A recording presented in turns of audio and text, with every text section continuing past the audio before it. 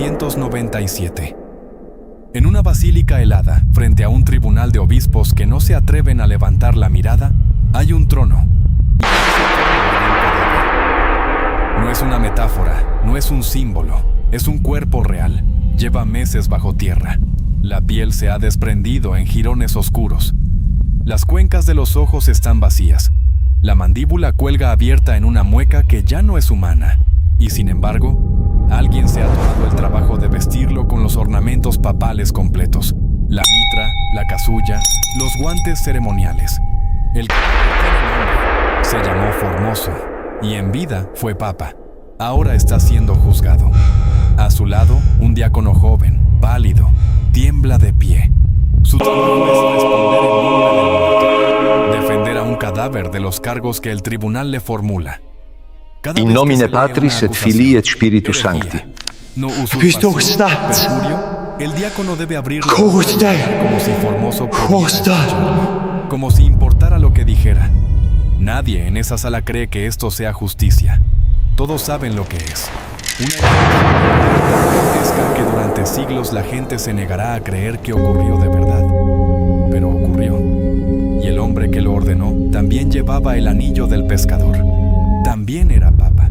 Esa imagen, un cadáver descompuesto sentado en un trono, juzgado por el hombre que ahora ocupa su lugar. Es quizás la más perturbadora en 2000 años de historia del papado. Pero no es la única. Ni siquiera se acerca. Porque el trono de San Pedro, el cargo religioso más poderoso del planeta, la silla que en teoría ocupa el representante directo de la Tierra, también ha sido ocupada por adolescentes que convirtieron palacios sagrados en burdeles, por hombres que vendieron el cargo al mejor postor y luego lo compraron de vuelta cuando se arrepintieron del precio, por padres de familias enteras que usaron la iglesia como negocio doméstico, por pontífices que financiaron asesinatos, que firmaron documentos capaces de destruir guerras en toda Europa y que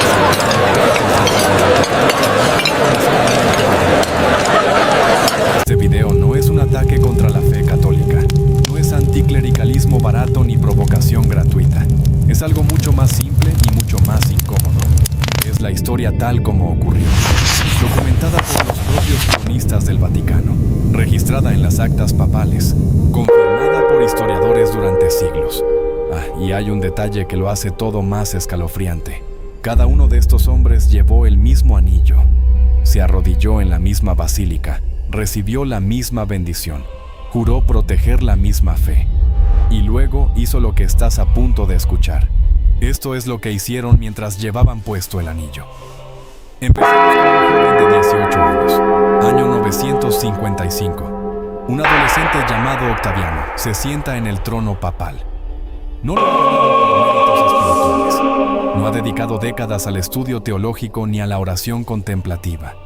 Lo ha heredado. Su padre, Alberico II, príncipe de Roma, ha movido cada pieza necesaria para que su hijo ocupe la silla más poderosa de la cristiandad, antes siquiera de alcanzar la madurez. Octaviano adopta el nombre de Juan XII. Es el primer papa de la historia en cambiar su nombre al asumir el cargo, de una tradición que continuará durante más de 1000 años. Pero lo que Juan XII hace con ese nombre no tiene nada de tradición. El Palacio de Letrán, residencia oficial de los papas, se transforma. Los cronistas de la época, no enemigos del papado, sino sus propios registradores, describen lo que ocurre dentro de esos muros, con un tono que oscila entre el escándalo y la incredulidad. El joven pontífice convierte el palacio en algo que los textos de la época comparan abiertamente con un prostíbulo. Mujeres entran y salen a cualquier hora. Se celebran banquetes que duran días enteros. Se brindan copas con dedicatorias que los cronistas califican de blasfemas. La vida bajo Juan XII no se parece en nada a la sede de la mayor institución religiosa de Occidente. Se parece a la corte de un príncipe adolescente sin supervisión y con poder ilimitado. ¿Y el gobierno de la iglesia? Ausente.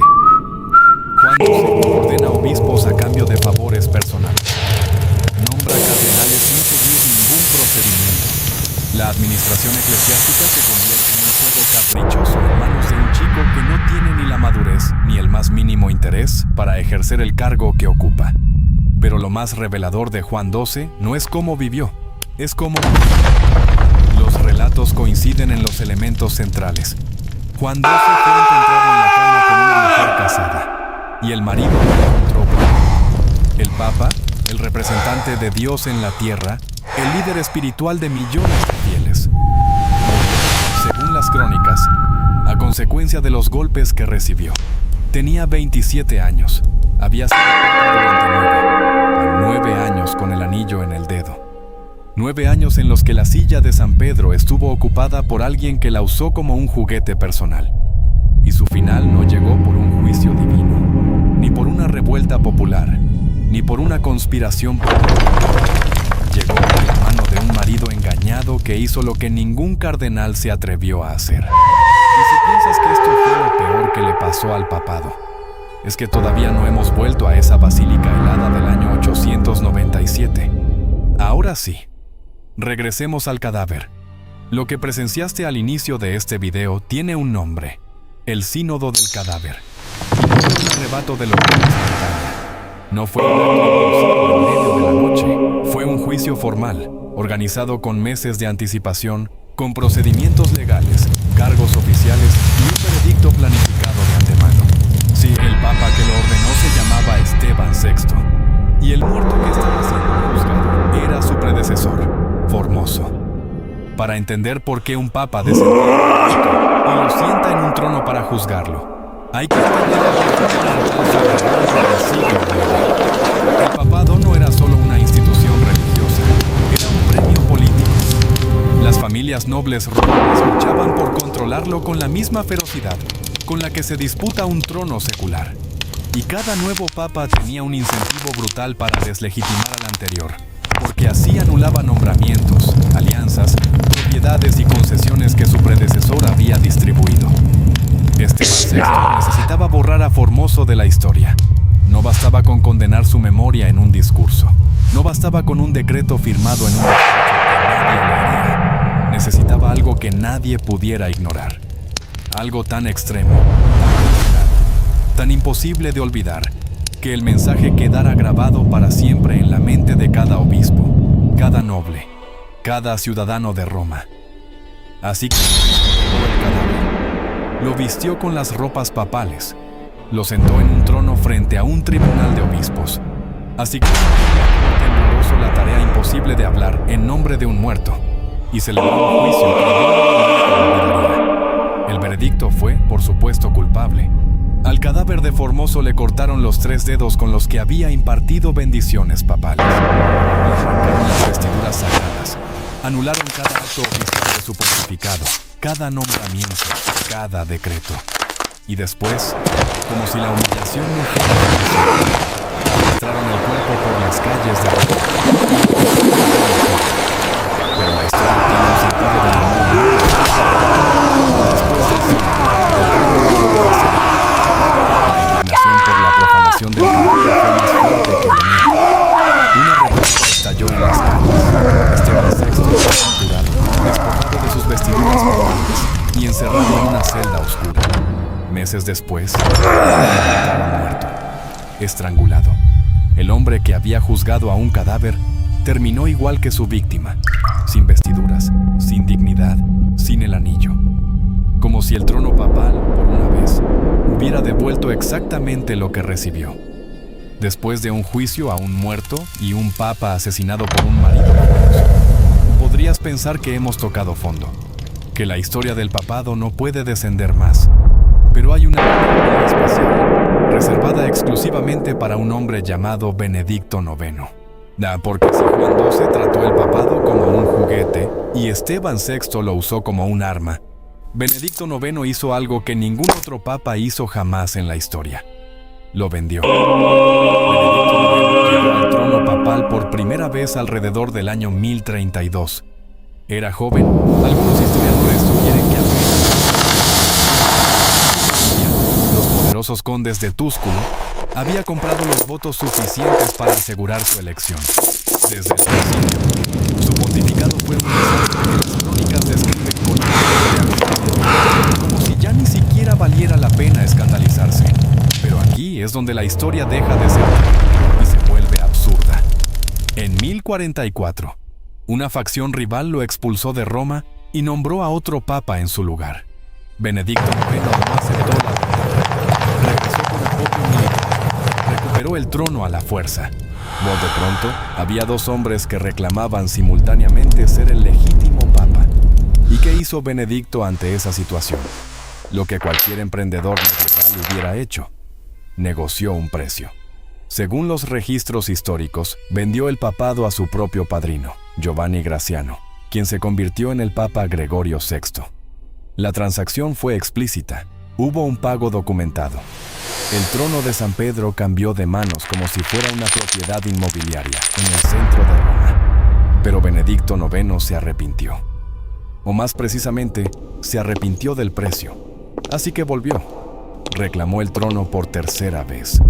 Y durante un periodo breve y caótico, hubo tres hombres que simultáneamente afirmaban ser el legítimo papa. Tres, al mismo tiempo. Tres hombres con tres anillos. Y ninguno dispuesto a quitárselo. La situación se volvió tan ridícula o tan insostenible que tuvo que intervenir el emperador Enrique III de Alemania, quien básicamente les comunicó a los tres que se marcharan y nombró a un papa completamente distinto para intentar restaurar algún orden. Benedicto IX es el único hombre en toda la historia que ocupó el trono papal 3 veces, y la única persona que vendió el papado. Llevó el anillo, se lo quitó, lo recuperó, lo vendió, lo quiso devolver, como si el símbolo más sagrado de la cristiandad fuera una pieza de mercancía en un mercado callejero. Si los papas anteriores pecaron por juventud descontrolada, por venganza obsesiva o por codicia impulsiva, Inocencio VIII representa algo diferente, algo más frío, más calculado, más metódico, un tipo de maldad que no necesita pasión sino contabilidad. Tu Inocencio VIII asumió el papado en 1484 y desde el primer día gobernó como lo que verdaderamente era, un administrador del poder, no un líder espiritual. Tenía 8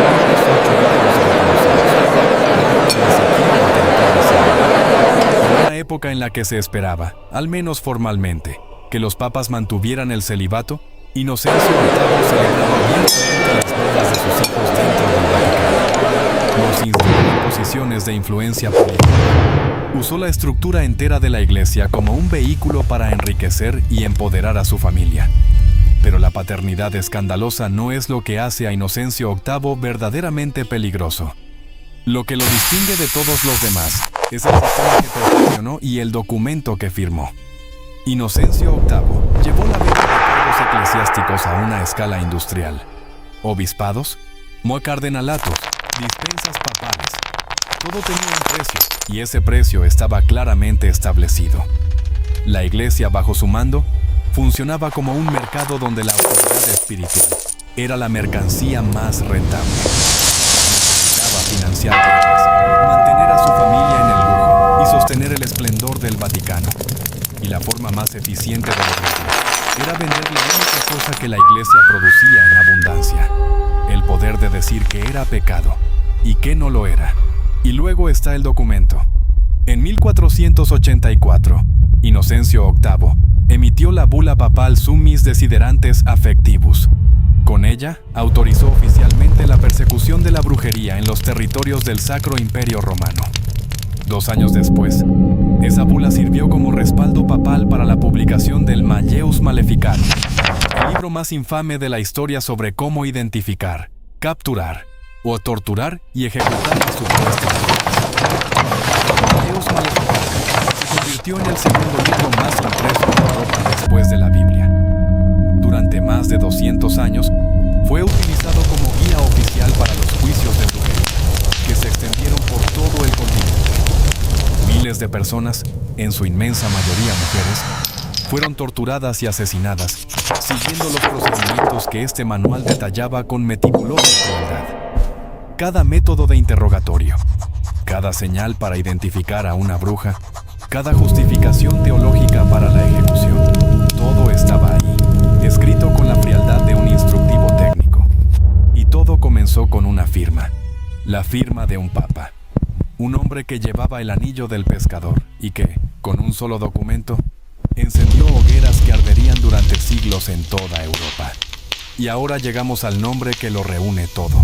Si Juan XII fue el exceso personal, si Esteban VI fue la locura institucional, si Benedicto IX fue la transacción cínica, y si Inocencio VIII fue el mal sistémico, entonces Alejandro VI, Rodrigo de Borja, el Papa Borgia, es la síntesis perfecta de todo lo anterior. Todo lo que los demás hicieron por separado, este hombre lo hizo al mismo tiempo. Y lo hizo más grande. Empecemos por cómo llegó al trono. Rodrigo de Borja no nació en Roma. Era español, originario de la región de Valencia, y llegó al Vaticano de la mano de su tío, Calixto III.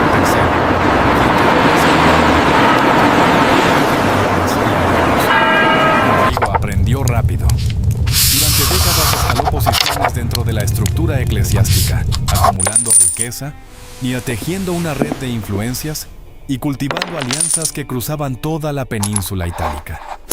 En 1492, el Papa Inocencio VIII murió. El cónclave que siguió fue, según los cronistas de la época, algo que se parecía a una subasta que a una deliberación espiritual.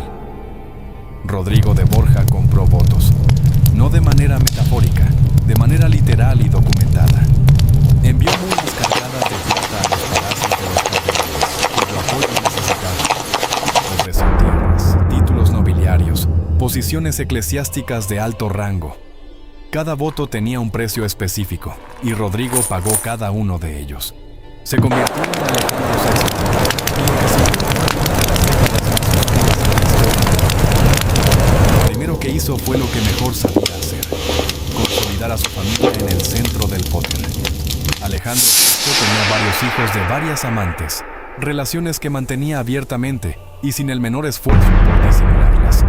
Sus dos hijos más célebres, Césare y Lucrecia Borgia, se convirtieron en figuras centrales de la política italiana, no a pesar de su padre el Papa, sino directamente gracias a él. Césare Borgia fue nombrado cardenal a los 18 años, pero la púrpura cardenalicia no era suficiente para sus ambiciones. Renunció al cargo religioso y se reinventó como comandante, lanzándose a conquistar ciudades y territorios con una brutalidad que llamó la atención de un observador muy particular: Nicolás Maquiavelo. Maquiavelo estudió a Césare de cerca, tan de cerca que se cree ampliamente que el joven Borgia sirvió como modelo directo para El Príncipe, el tratado político más influyente de la era moderna. Lucrecia, Bona por su parte, fue utilizada como pieza de ajedrez diplomático. Su padre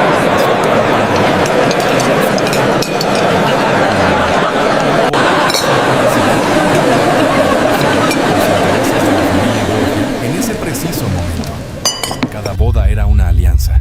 Cada anulación era una ruptura estratégica. ¿Y los enemigos?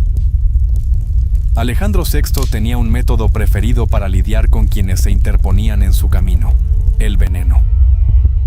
Los cronistas de la época documentaron múltiples casos de cardenales y nobles que murieron en circunstancias profundamente sospechosas después de cenar con el Papa o con su hijo Césare. El veneno se convirtió en un arma tan asociada con el apellido Borgia que pasó a formar parte inseparable de su leyenda, a veces exagerada por enemigos políticos, sin duda, pero con una base documental lo suficientemente sólida como para que los historiadores no puedan descartarla. Y luego está el episodio que, más que ningún otro, encapsula lo que el papado de Alejandro VI significó.